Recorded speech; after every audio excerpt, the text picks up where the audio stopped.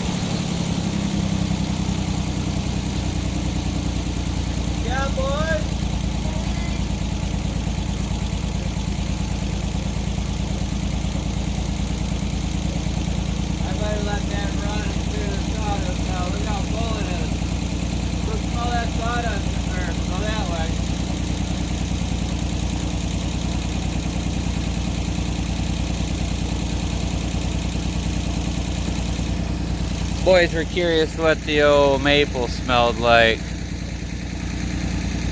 They're filling their shoes right now. They don't realize that.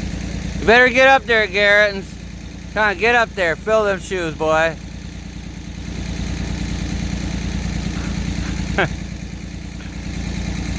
Well, come on over here and take a peek at these boards.